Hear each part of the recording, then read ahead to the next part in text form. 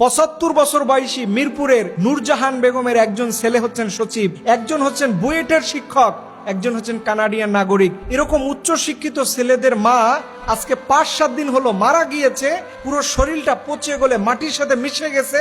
এরপরেও সন্তানরা একটা দিন তার খোঁজ খবর নেয় নাই। দেখেন কি আফসোসের বিষয়, কোরবানি গেল মাত্র ১ সপ্তাহ হয় নাই। তাহলে বোঝা যায় যে এত উচ্চ শিক্ষিত সন্তানগুলো কোরবানিতে তার মাকে এক টুকরো গোস্ত পর্যন্ত খাওয়ানোর ব্যবস্থা করে নেই। আমি গভর্নমেন্টকে অনুরোধ জানাবো, এই মানুষরূপী হায়নাদের মুখগুলো উন্মোচিত করে দেন, ওরা যেন মুখোশের আড়াল পরে মানুষের সামনে আর না ঘুরতে পারে। এই সচিব এবং এই বুয়েটের শিক্ষক এরা দেশের কোনো কল্যাণে কাজ করতে পারবে না।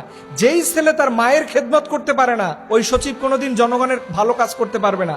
ওই বুয়েটের শিক্ষক ভালো শিক্ষক হতে পারে না, এটাই বাস্তব। এবং এই ভিডিওটা আমি যখন দেখছি আমার কলিজা ফেটে গেছে যে আহারে, একজন ৭৫ বছর বয়সী বৃদ্ধ মানুষ, তার রুমটা মনে হয় যে পৃথিবীর সবচাইতে নিকৃষ্ট ডাস্টবিনের চাইতেও খারাপ। আপনি বলেন এরকম জঘন্য বাসা, জঘন্য রুম আপনি কখনো রাস্তায় যে মানুষগুলো পড়ে থাকে ওদের কাছেও এত জঘন্য হয় না, এর চাইতেও কিছু পরিষ্কার পরিচ্ছন্ন থাকে। এর জন্য আমি উচ্চশিক্ষিত মা বোনদের বলবো, সব টাকা ছেলে মেয়েদের পিছনে খরচ করবেন না, এবং ছেলে মেয়েদের এমন বড় বানাবেন না যেই ছেলে কোরআন পড়তে পারে না। আজকে আপনি একটু দেখেন, কোন রিক্সাওয়ালার মা এরকম ঘটনা আপনি দেখছেন? কোন আলেমের মা এরকম ঘটনা আপনি দেখছেন? আপনি যতগুলো ঘটনা পাবেন, এবং এই বৃদ্ধাশ্রম নামের যে জাহান্নাম, এখানে খোঁজ খবর নিয়ে দেখবেন, সব উচ্চ শিক্ষিত, ইংলিশ মিডিয়ামে পড়া, ও লেভেলে পড়া, হায়ার সোসাইটি থেকে বিলং করছে। আজকে তার মার এই করুণ পরিণতি, আজকে তার বাবার করুণ পরিণতি। এর জন্য সন্তানদেরকে সবার আগে কোরআন শিখাবেন, কারণ কোরআনে আল্লাহ তাআলা বলছেন, অকদা রব্বুকা আল্লা তা'বুদু ইল্লা ইয়াহু ওয়া বিল ওয়ালিদাইনি ইহসানা। আল্লাহ বলছে আমার ইবাদতটা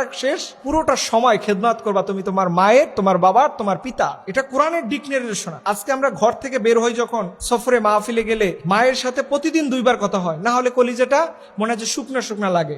মায়ের কাছে দোয়া চাইতেই ভাল লাগে। আর কি সন্তান কোটি কোটি টাকার মালিক হয়ে কিন্তু মায়ের মুখে একটা গোস্তের টুকরা তুলে দিতে পারে না। এর জন্য সন্তান আল্লাহর কাছে চেয়ে নেবেন। দুনিয়ার কোনো মানুষকে ভালো বানাইতে পারে না, মানুষকে ভালো বানাইতেই পারে শুধু কোরআন। এর জন্য আসুন আমরা আমাদের সন্তানের জন্য দোয়া করি, এরকম ঘটনা যেন জীবনে কোনো মায়ের সাথে না হয়। আল্লাহ আমাদের কবুল করুন, আমিন।